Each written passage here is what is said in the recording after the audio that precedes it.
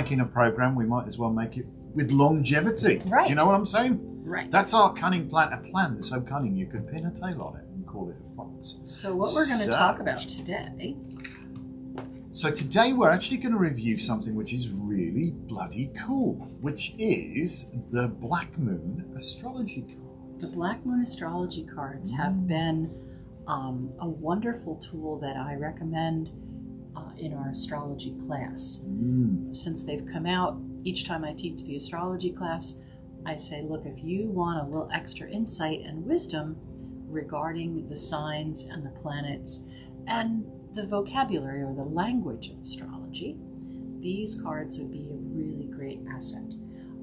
So we do sell them at the store. I work really hard to keep them in stock, obviously, because they are very popular. One of the perennial sort of favorites, aren't they? So they're a 52 card deck. Ooh. And the artwork is exquisite. And they're by a company called Blue Angel. So we get them from US Games. And they're by a woman named Susan Sheppard. Susan Sheppard, yes. And she knows her onions. 52 cards. And it says... You wish me to read this? Yes. Apparently I get the job. So featuring 52 cards and a guidebook, it says, drawing on the ancient discipline of interpreting the night sky, the Black Moon Astrology Cards give you access to the tangible wisdom contained in the heavens. The movement of the planets, the luminaries and the stars are reflected in the happenings on Earth and influence our lives, bodies, souls and destinies. As a science and an art, astrology reveals the insight and knowledge that is literally written in the stars. Astrologos, astrology. Astrologos, yes. The 52 cards are based upon the most important placements of a horoscope, making this an in-depth deck for divination and self-awareness. The 184-page guidebook includes information on a range of astrological influences, including the planets, eclipses, and the lunar nodes. You don't need to be an astrologer to read these cards. With a divinatory meaning, keywords, and tarot correspondence for each card, the deck makes the principles and revelations of astrology accessible to all. Explore the complex connections between you and the stars to eliminate your path and work fate to your favor. Illuminate. Yes. Illuminate. I'm sorry. Not eliminate. No, not eliminate your path. Don't eliminate your path. No, illuminate your path. I'm so sorry. It's all right. It's early. It's early, and I'm from Birmingham. As you know, English is a second language for me. So anyway, yes, illuminate your path and work fate to your favor. Hey, how about that? Get ready to shine with the Black Moon Astrology Cards. So they're kind of cool. We very do cool. like them. And of course, I keep, Well, you wrap everything in bits of cloth. Well, we've made casting cloths and little tarot pouches. They're handmade, so I like to keep my cards in there. And then I also have a little notebook. I keep a little notebook in there. I see scribbles. I see scribbles. Scribbles, and I see hieroglyphic monads and the Aldenrod configuration is in here. So yeah. Yes. So I keep little notes. How cool is that? Gotta love it. Gotta love it. Gotta love it. All right. So tell us more about these cards. Well, they're really cool, and I tell you, I couldn't really have written a better book. So the little booklet comes with suggested layouts. Really? Yeah, suggested so layouts. So you actually pull out some cards and do like a reading yourself, can you? You could. Now, you know that your natal chart has 12 segments, or they call them houses, right? 12 pieces of a pie. But you could look at that as 12 months of the year. You could. And you could do a timed reading for yourself to see kind of what's going on, house by house. They're really explained very well, and it talks about the planets, and it talks about some moon phases and basics of the language. Yeah.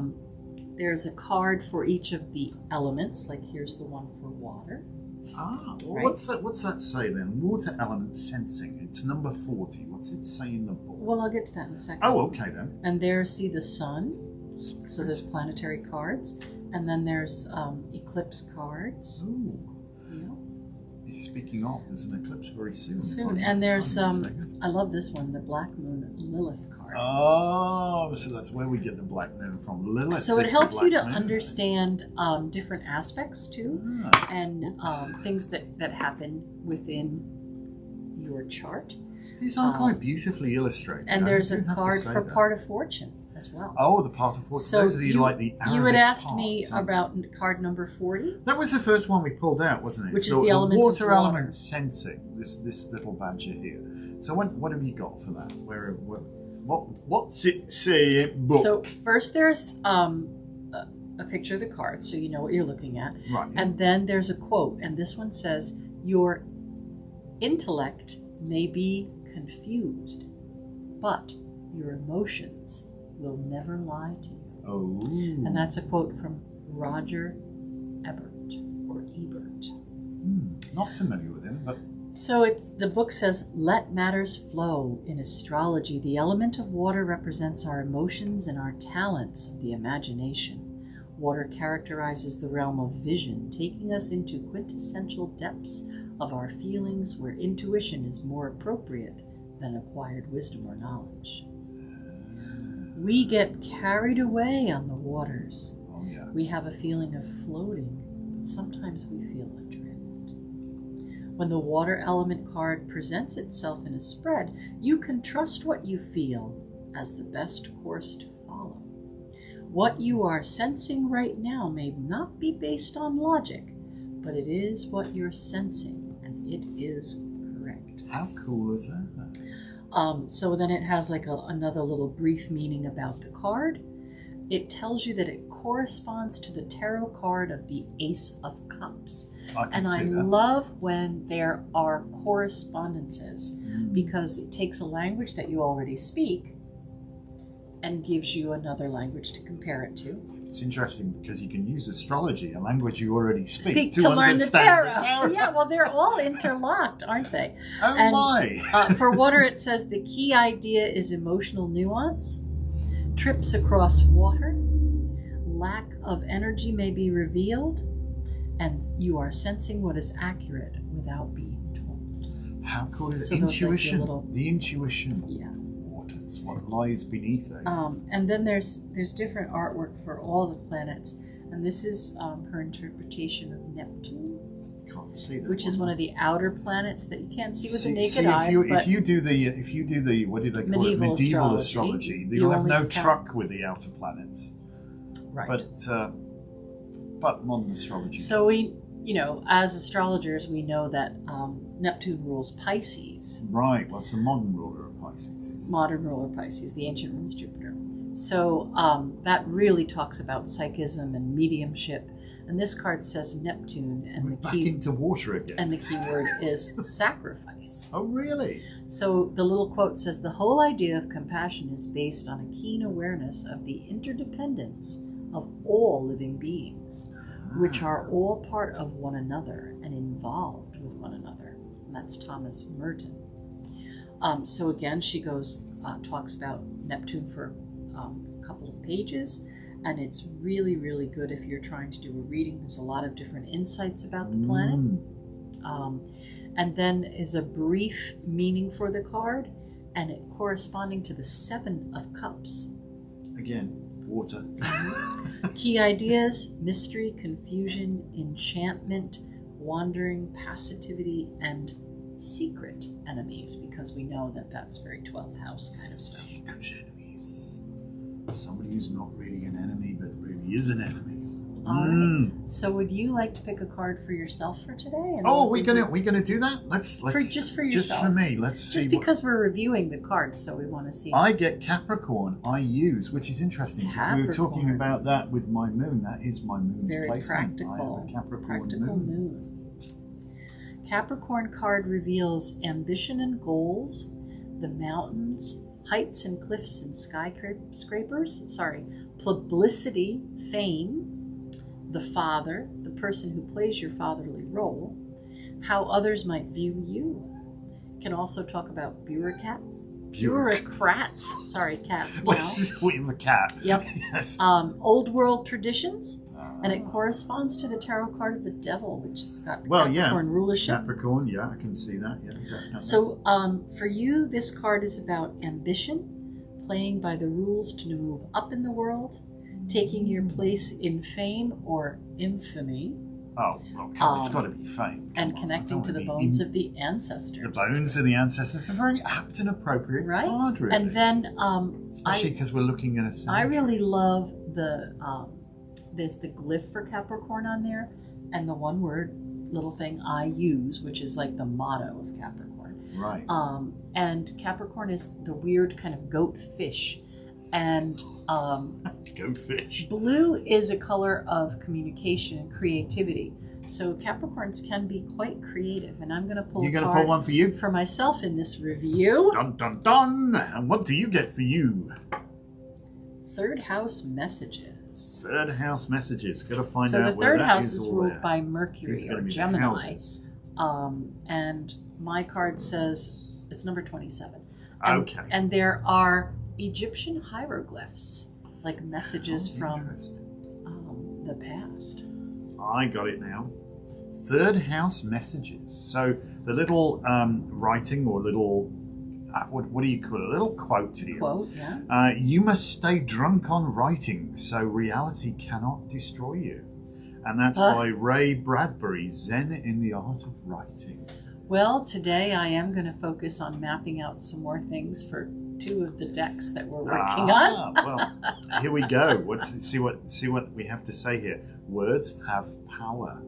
Now is the time to get your point across. With this card, you may also get a clearer direction in the way to proceed. The third house also represents neighborhoods and siblings. The third house is the area of the astrological chart that reveals how we think, speak, and communicate. It signifies our need to know and demonstrates how we put our concepts and thoughts into words. You are in search of answers and in need of unlocking mysteries. Well, I'm certainly going to learn as I teach. That's always happening. But your mind is agile, and you are able to grasp every detail right now. You may wish to express this mental suppleness through writing, speaking, and researching subject matter, which has always intrigued you. Libraries call to you. You may suddenly wake up with an idea that could turn out to be very lucrative. You may even be toying with the idea of writing a book. Right, so we know that third house is connected to Mercury and Gemini, and it opposes the ninth house, which is connected to Sag, higher learning. So she's really done a fantastic job putting this deck together. I gotta finish the sentence because you're gonna love it. Oh, right, okay. You may be even toying with the idea of writing a book, starting a blog, perhaps a screenplay, or a position at a local news media outlet. There couldn't be a better time than now. All right, so we're going to get something that's kind of today apt and for appropriate, our YouTube. given what we're working on right now. So the backs of the card have astrological wheel on them, right? They're really beautifully done. Again, they're called the Black Moon Astrology Cards, and they come with a really good sizable guidebook. And 52 cards, so they're not a tarot. No, they're not. They are an oracle. Yes. Right? They'd be considered an oracle, but they're basically just called astrology cards. So they're like beautiful. Good for learning astrology, which my gosh, Lisa always recommends that. If somebody's like really wanting to dig into astrology and learn about it, they're a fantastic tool for that. But they're also a great tool just as a divination tool. Right. But so, I mean, you learn as you divine here, which is kind of really cool. So yeah, we strongly recommend them. It's something you'll always find on the shelf at the awareness shop, unless somebody's just bought the last one. That's funny. So it does happen occasionally. But North Node's life's purpose.